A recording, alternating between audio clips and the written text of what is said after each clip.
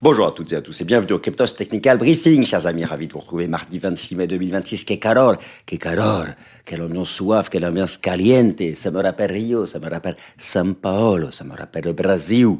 Chers amis, ma première prédiction, c'est que vous allez avoir chaud jusqu'à au moins jeudi, voire vendredi, peut-être au-delà. Donc si j'ai raison, continuez à m'accorder votre confiance. Bon, j'espère que ça vous plaît ce petit polo Lacoste, j'aime bien cette couleur, je vais en acheter d'autres. Franchement, la version Slim Fit, c'est impeccable. Ça sied bien au corps. D'ailleurs, vous avez dans la description un code, un bon de réduction de 5%. Non, je déconne. Non, c'est pas vrai. N'allez pas voir. Enfin, si. Vous pouvez toujours aller voir la description. D'ailleurs, je vous remercie. Vous avez laissé beaucoup de commentaires la semaine dernière et vous m'avez donné des noms d'altcoins sur lesquels vous souhaitez que je revienne. D'ailleurs, au passage, dans cette vidéo, je vais vous expliquer pourquoi je pense que 2027 sera une grande année pour les alts, comme 2021. D'ailleurs, ça commence. La plupart des alts ont fait leur bottom en janvier-février. Hein. Peut-être que certaines retesteront, mais certaines n'y reviendront absolument pas. Certaines alts font de nouveaux records historiques. C'est pas pour vous qui suivez peut-être pas les alts. Certaines le font. D'ailleurs, on va parler de Hyperliquid. Vous m'avez cité plusieurs. Je prends celles qui sont plus citées. Donc, je vous parlerai de AAV et d'Hyperliquid. Les commentaires, voilà, vous pouvez vous en servir pour me dire quelles alts vous souhaitez que j'analyse dans toute leur profondeur technico-fondamentale. Bon, alors, qu'est-ce qu'on fait? Déjà, on essaie de bien s'hydrater cette semaine. On continue de faire du sport. Moi, je continue. Je vais à la salle. Ma salle est climatisée. Je me suis fait d'ailleurs assez mal à l'omoplate gauche parce que actuellement, je travaille beaucoup les tractions. Alors, pas les muscle-up encore, mais les tractions. Je suis content hein, parce que, moi, les amis, il y a 3 mois, je faisais 2 tractions. Mais des vraies tractions, hein. Vous vous pendez complètement. Vous pendez, vous attendez quelques secondes et là, vous vous hissez. C'est pas des demi-tractions. Bon, vous en faites combien, vous? Voilà. Là, j'arrive à 8. J'arrive à 8, donc je suis pas mécontent. Et au passage, j'arrive à 8, mais j'ai pris du poids aussi. Je suis passé je vous donne tous les détails, de 69 à 75 kilos. Il n'y a pas que du muscle, mais j'essaye quand même. Donc voilà, bref, c'est un des meilleurs exos. Vous savez, les tractions et les pompes. Alors, je vous en ai 3. Les squats, les tractions, les pompes. Tous les jours, vous faites des séries. Pas forcément trop longues, mais faites tous les jours des séries de squats, de pompes, de traction. Et faites le point sur votre body dans quelques mois. Vous ne serez pas déçus.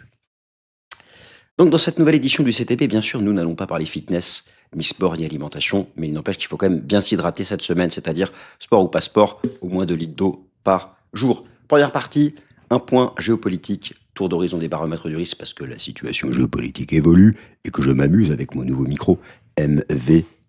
Plus on parle dedans, plus c'est prêt, plus c'est, mieux c'est, et je me recule, c'est moins ouave, caliente. Nous allons faire un point technique sur le S&P 500, la tech, jusqu'où ça peut aller ce SP500. Ensuite, bien sûr, c'est le titre que j'ai donné à la vidéo, je crois, cycle de 4 ans ou super cycle. Croyez-vous au super cycle Bitcoin? Car si vous y croyez, 60 000 $ était le point bas. Eh oui, si vous y croyez, 60 000 $ début février était le bottom. Si vous n'y croyez pas, eh bien non, 60 000 n'était pas le bottom ou pourrait être retesté. Ça, c'est le cycle de 4 ans. Il y a des arguments pour le super cycle, des arguments pour le cycle de 4 ans.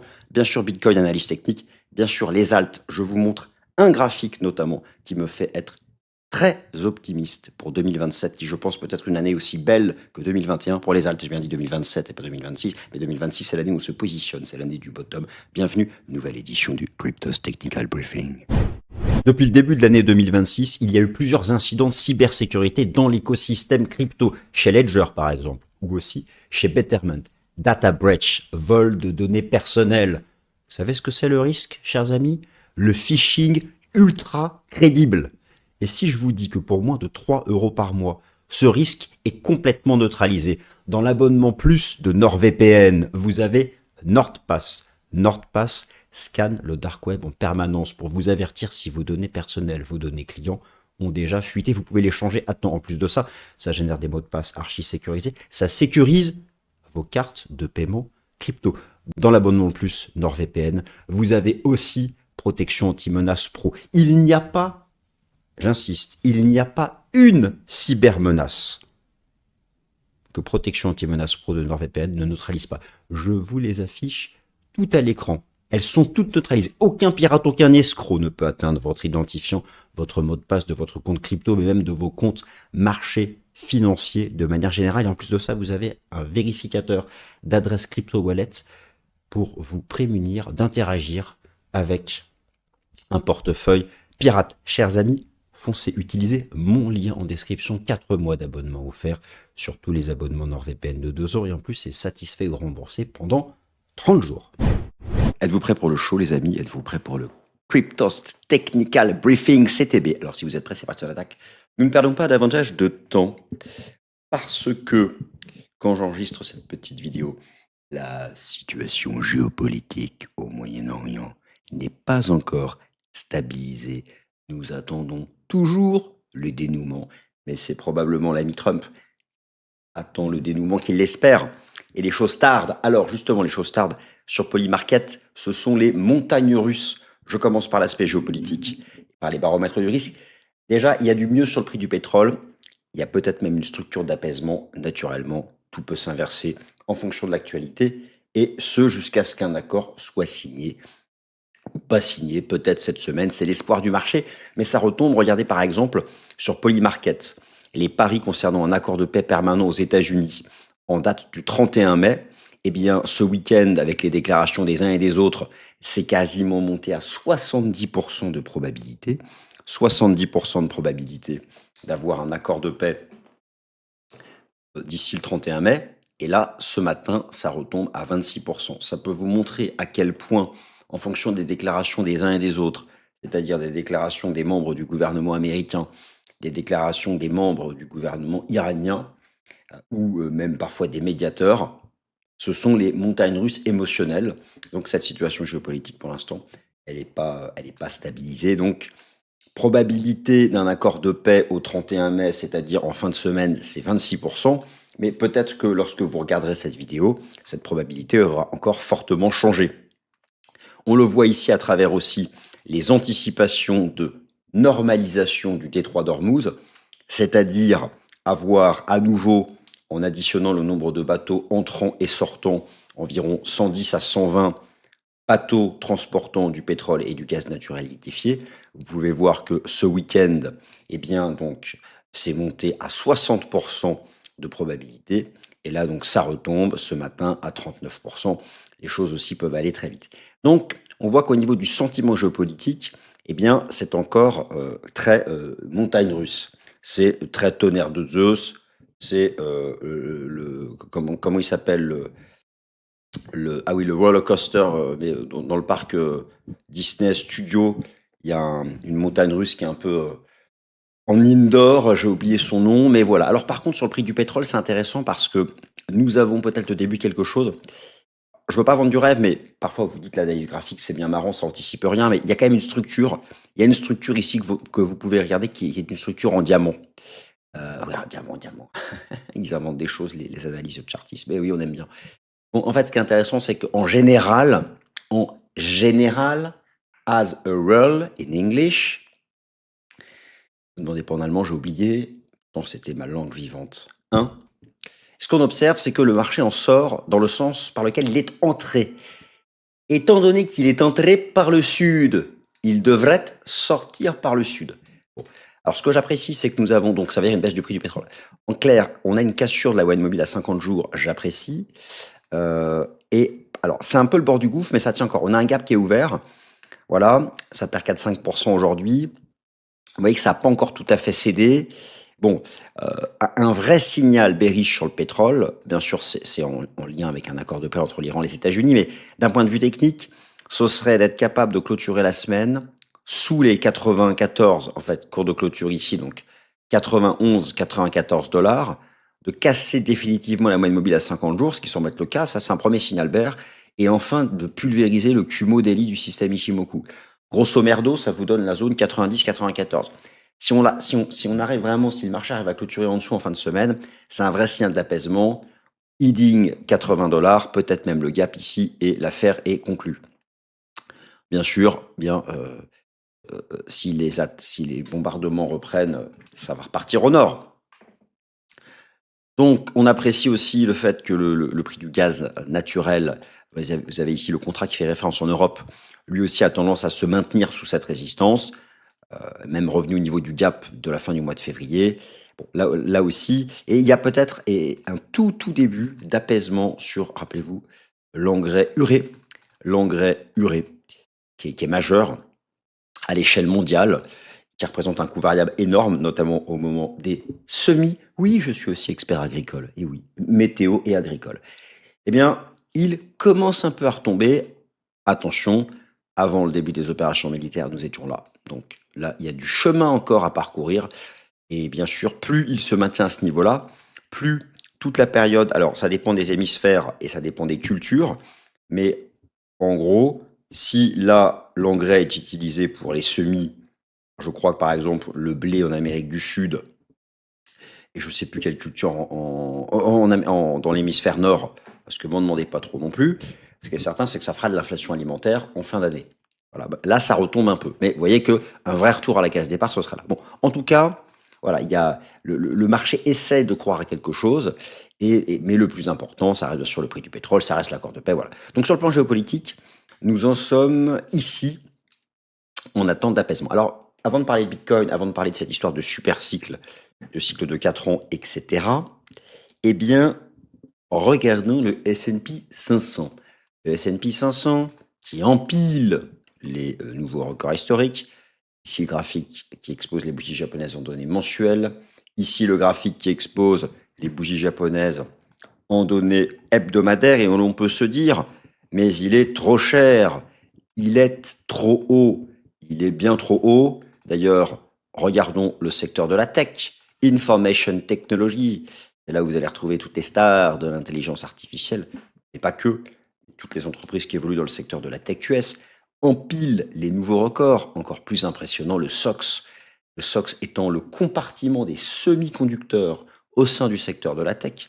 En gros, tous ceux qui vont fabriquer les GPU IA, tous ceux qui vont fabriquer la mémoire vive liée aux GPU IA, qui permettent donc d'alimenter, de faire fonctionner les data centers, de faire tourner aussi pour vous, par exemple, peut-être à titre personnel ou à titre professionnel, les fameux agents conversationnels, donc avec ChatGPT d'OpenAI ou encore Claude d'Anthropic. Peut-être que vous. Alors, Claude, il paraît que ça écrase tout. Voilà. Mais bon, il y a une demande, forcément, ça bourre. Les entreprises répondent à la demande, etc. Lorsqu'on voit ça, on se dit, Mamma Mia, c'est 1000 fois trop cher, ça va se prendre une claque. Vous savez, j'entends ça depuis très longtemps. Ça fait des mois, je vous montre le graphique, ça fait des mois que j'ai un certain nombre de personnes dans mon entourage, donc ici, qui me disent, c'est trop cher, ça ne peut pas continuer de monter. Et donc, ils m'ont dit ça ici, puis forcément, ils me disent encore maintenant, c'est trop cher, ça ne peut pas encore monter. Bien, figurez-vous que lorsque vous regardez les ratios de valorisation du S&P 500 et de ce secteur-là, eh bien, ce n'est justement pas trop cher. C'est-à-dire que les bénéfices réalisés sont tellement exceptionnels. Donc, je parle réalisés. Là, nous pouvons nous appuyer sur les résultats du premier trimestre. Janvier, février, mars. Ensuite, avril, mai, juin, ça tombera en juillet.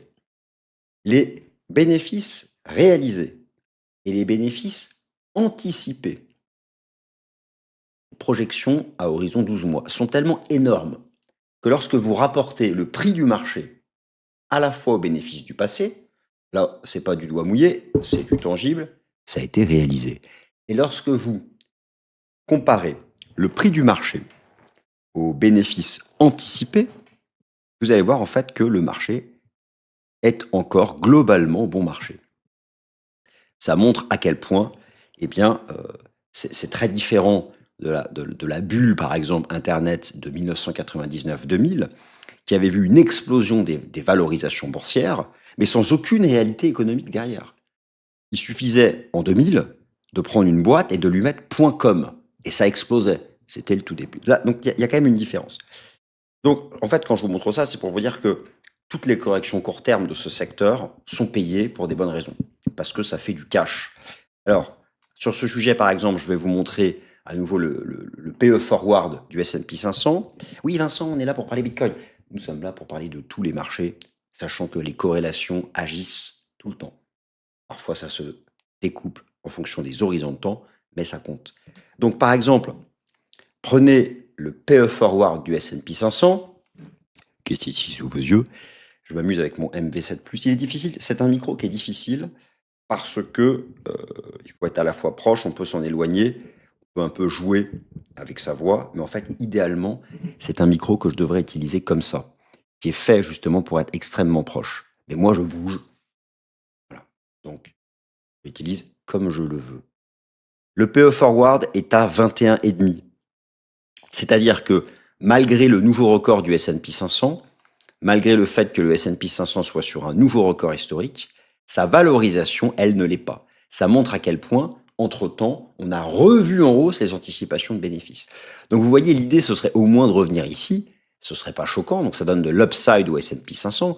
Mais vous pouvez aussi regarder ici le PE de Schiller, qui est à 40,75. Le record absolu, il date de 1999 à 44. Là, on se dit, moi, vous savez, ça, je me suis toujours dit, hein, que ça arrêterait de monter le jour où on aura rejoint les 44 du PE de Schiller. Et ça fait des mois que j'ai ça en tête. Bah donc là, on y va encore. Grosso modo, ça fait 8000 points quoi, sur le SP500. J'arrondis, hein, ça fait 8000, 8100. Donc attention, je dis pas le SP500 va à 8000 là, il va peut-être d'abord retracer. En fait, si vous voulez, on peut dire que le S&P 500 va à 8000 d'ici la fin d'année. Peut-être que d'abord, il fera ça. Voilà, donc ça c'est le rythme de marché. Il y a ce qu'on vise et ensuite il y a le rythme de marché. L'analyse technique court terme, par des cassures de support, des signaux, peut le préciser ce rythme. Mais ce qu'on vise, la cible lointaine, elle peut être d'ordre fondamental, par exemple. Là, je viens de vous faire un petit raisonnement rapide avec les multiples de valorisation, mais on peut aussi coupler ça avec des objectifs théoriques de l'analyse technique. Voilà. Moi, je ne serais pas surpris que d'ici la fin d'année, on voit 8000. Par contre, 8000, j'ai dit 8000, je ne sais pas pourquoi, 8000.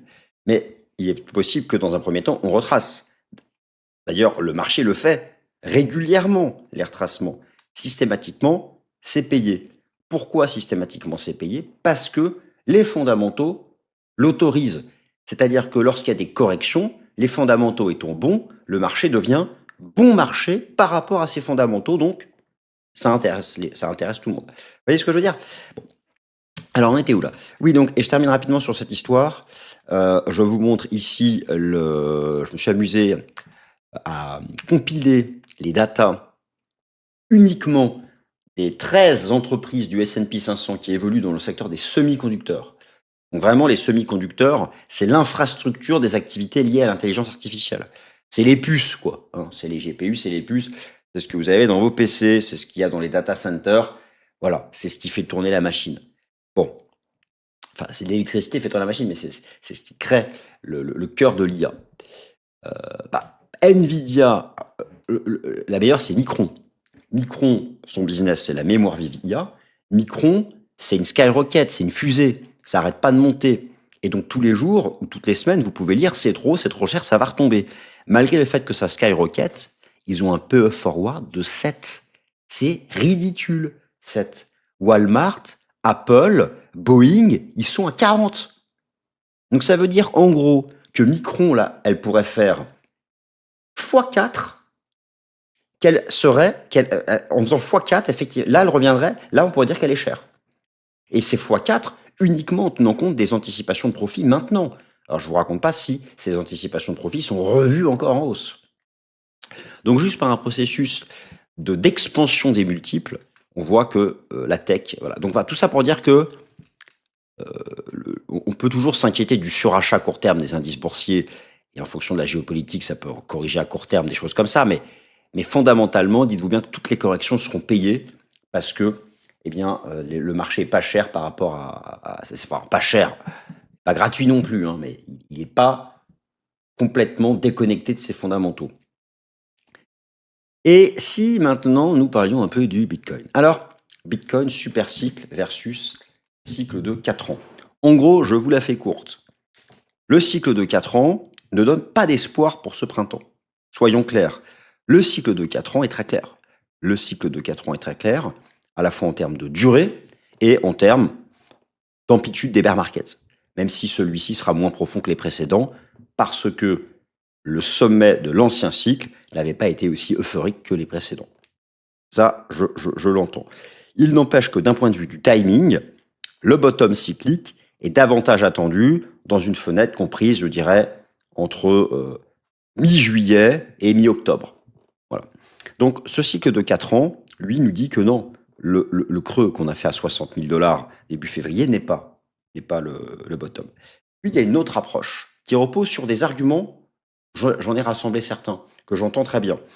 Concrètement, ces arguments tournent autour du Clarity Act, qui est en cours de validation finale au Sénat US. Il y aura sûrement un vote d'ici début juillet, et qui, alors pour moi, est le socle du prochain cycle. Mais ceux qui pensent que nous sommes en super cycle s'appuient sur le Clarity Act, s'appuient aussi sur le business cycle, qui lui, effectivement, repart et depuis une zone basse, ce qui correspond à chaque fois au point de départ des phases d'expansion du prix du BTC. Je vais vous montrer ça.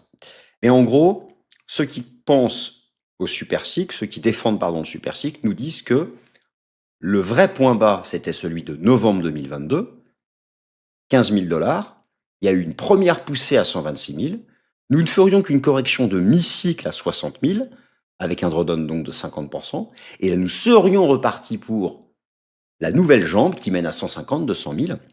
Et donc, selon eux, ce drop entre 126 000 et 60 000 n'est pas un bear market, mais une correction de mi-cycle dans un super cycle inédit qui viendrait donc casser le cycle de 4 ans, puisque ce serait cette fois-ci un super cycle. Voilà. Donc pour eux, le top à 126 000 n'est pas un top de cycle. Voilà. Donc alors, quels sont leurs arguments et comment ils voient les choses? Donc, tout d'abord, je reviens sur la base, le cycle de 4 ans. Et ensuite, je vous dis, moi, qu'est-ce qui techniquement permettra de faire le choix. Même si moi, je reste quand même plus ancré sur le cycle de 4 ans, parce que je soupçonne quand même ceux qui pensent au super cycle d'être impatients.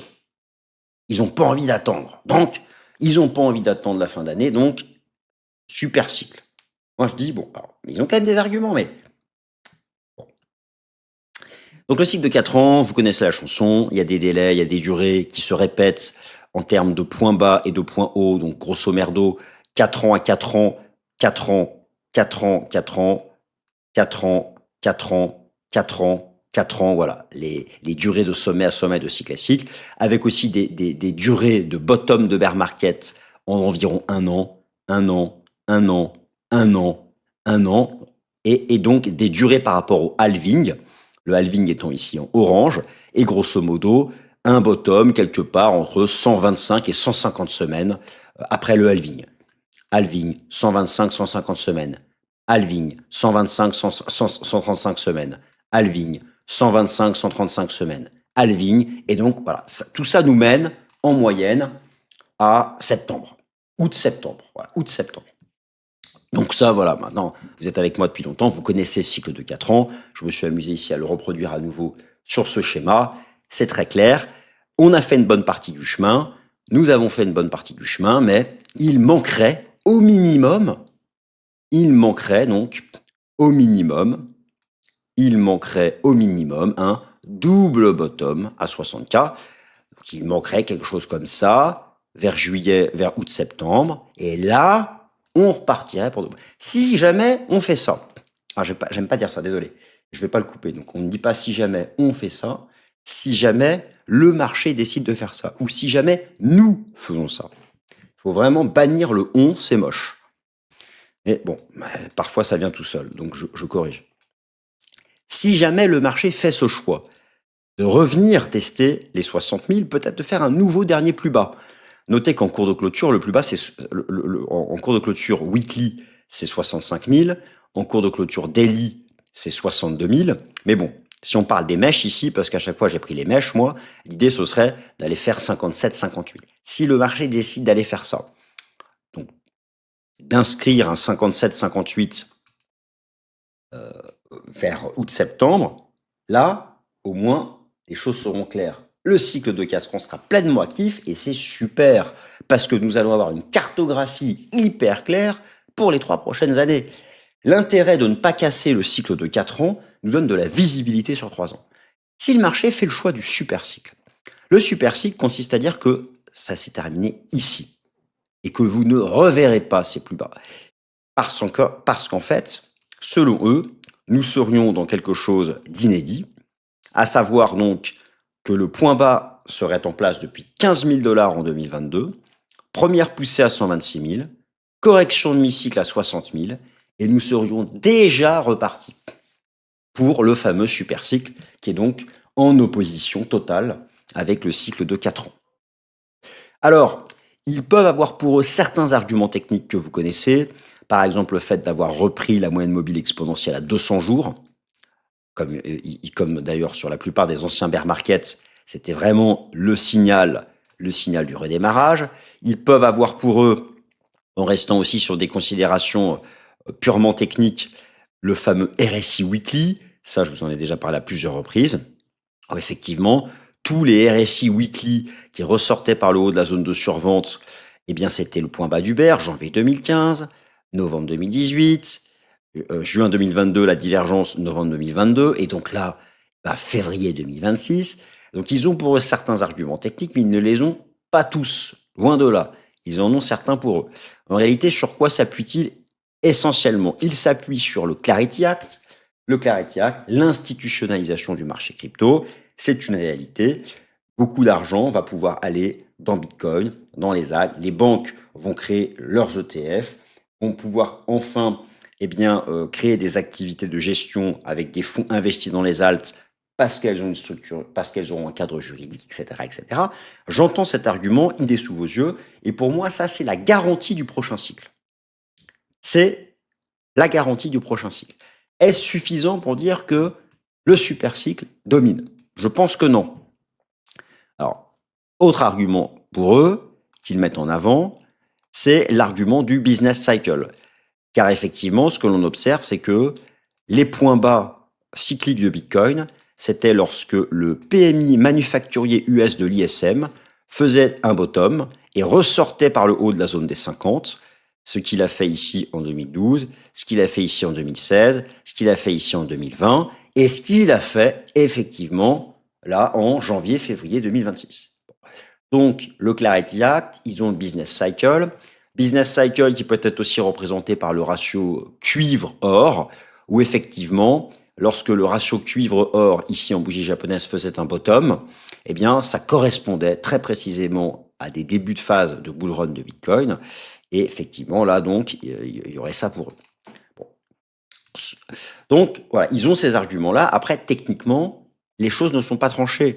Alors, il y a plusieurs choses, mais moi, j'ai envie de vous dire que tant que Bitcoin est dominé, tant que Bitcoin est écrasé par la moyenne mobile à 200 jours, celle-là, franchement, je pense que c'est une des meilleures frontières.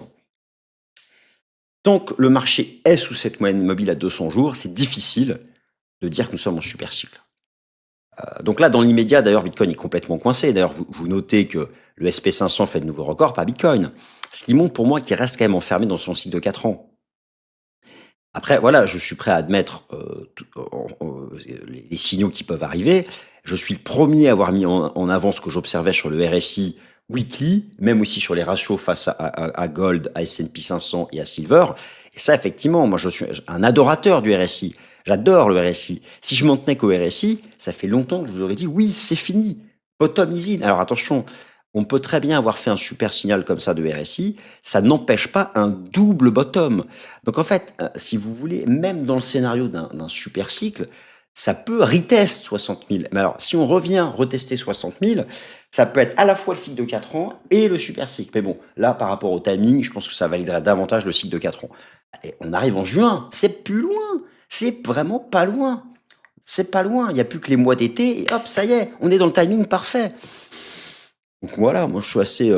Moi, worst case scénario, je vous le dis, hein, pour moi c'est retest 55-60 et là vous aurez le vrai bottom. Mais effectivement, donc là dans l'immédiat, on est entre Tenkan et Kijun, couvert par la moyenne mobile à 200 jours. Donc il y a un support 73-74, résistance c'est 79-80. Dans l'immédiat, c'est court terme parfaitement neutre. 73-74, résistance 80. On casse 73, je vous garantis qu'on redrop à 60. On casse 73, redrop à 60. Voilà. Si par contre on dépasse 80, qu'on dépasse les SMA 200, etc., effectivement, ça va de plus en plus valider l'idée du super cycle. Alors maintenant, les alts. Moi, les alts, je vous dis un truc rapidement. L'année 2027, je pense, sera aussi puissante que l'année 2021. Alors, pas dans le sens où toutes les alts vont monter, mais les meilleurs dossiers vont rejoindre leur record et voire les dépasser, ce qu'ils n'ont pas fait sur le cycle précédent, parce qu'il n'y avait pas le cadre juridique, parce qu'il y avait problème, parce que la liquidité ne l'autorisait pas, parce que les taux étaient trop hauts. Et là, oui, il y a le pétrole, l'inflation, etc. Mais tout ça va retomber. La fête de Kevin Warsh, je vous garantis, à partir de l'année prochaine, ça va baisser les taux. Ça va parfaitement matcher avec cette année 2027. Et donc, j'ai par exemple ici ce super signal en préparation. Ça prend du temps, ce sont les bougies weekly sur le ratio altcoin sur Bitcoin, qui nous fait une espèce de dérive latérale qui rentre dans le CUMO exactement comme ici. Ça, c'est l'année 2021. L'explosion du ratio altcoin-Bitcoin. Moi, je reste persuadé, en plus, ça correspond donc au bilan de la Fed qui a cessé de baisser exactement comme là. Là, vous voyez, si je vais en dérive latérale, on sort du CUMO, on arrive vers août-septembre. Voilà, c'est là où moi, là, je vois le démarrage du ratio. Août-septembre. Lui, ça match à mort avec le cycle de 4 ans. Donc, je ressors l'argument du Clarity Act, le ratio altcoin-bitcoin. Il y a plein d'alts qui sont dans des phases de bottomisation. Je vais montrer la semaine dernière la structure, un certain nombre de structures. La dominance de Bitcoin qui, pour moi, là, dans une espèce de structure en 3 temps et qui finira par repartir au sud. J'ai des éléments comme ça qui sont... et ça, c'est vraiment pour l'année prochaine. Après, il y a beaucoup d'alts là qui ont... Je pense que pour les meilleurs dossiers, le bottom de janvier-février était le bottom cyclique pour les alts. Au mieux, peut-être que vous aurez un double bottom, mais vous ne reverrez pas plus bas. Alors maintenant, je vais vous parler pour conclure de... Ici, on mes trucs là. De AAV et de Hype. Alors, je ne les ai pas choisis. C'est vous qui les avez choisis. Vous avez participé.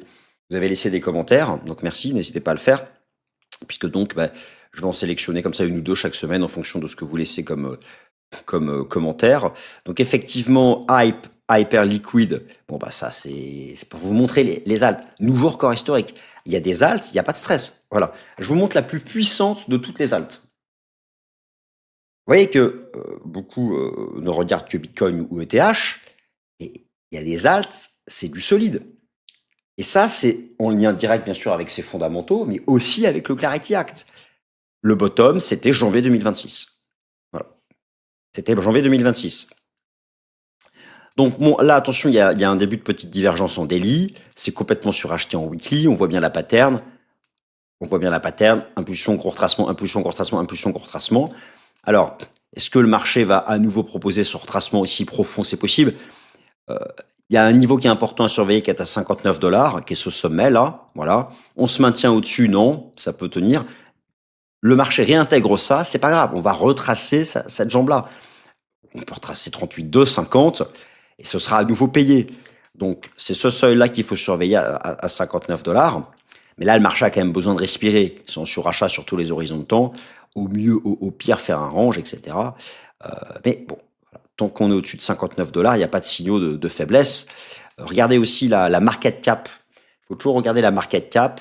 Le record historique est en vue. C'est-à-dire que oui, il y a une dilution avec la tokenomics. Vous pouvez avoir un jeton qui avance, qui fait de nouveaux records, mais pas sa market cap, parce qu'entre-temps, il y a eu plus de jetons. Et le sommet historique de market cap est pas très loin. Ça peut parfois agir sur le cours. Donc oui, c'est un jeton fort. Il n'empêche, c'est un jeton qui propose un rythme de marché, qui retrace parfois et qui s'achète sur retracement. Et bien sûr, c'est un des plus forts et donc un à acheter en priorité sur correction. Alors, est-ce que AAV va finir par se bouger le fion, comme par exemple le font les stars des jetons de l'IA, comme Tao, Render?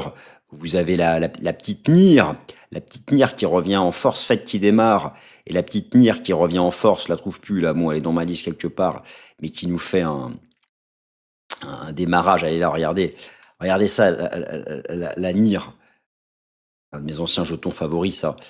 La NIR, elle s'est pas emmerdée, hein. Le même bottom que l'ancien bear market. Hop, voilà. Donc les alts n'attendent pas Bitcoin, hein. Et ça, ce que vous constatez sur les alts, c'est l'effet du Clarity Act. Donc je vous laisse imaginer ce que ça va donner en 2027 et en 2028. D'accord? Donc AAV, encore un peu de patience. Je vous avais ici la mèche Binance. Vous savez, l'énorme séance de drop du 10 octobre. Je pense qu'on n'est pas loin d'un rebond de AAV. Il faudrait simplement prendre cette mèche, c'est-à-dire venir chatouiller un peu sous 79,50. Donc 78, 79, prise de mèche. Et là, je pense que ça peut latéraliser et finir par repartir avec un début de div weekly. Donc 78-79 à surveiller pour une réaction sur AAV. Chers amis, merci à toutes et à tous de votre attention.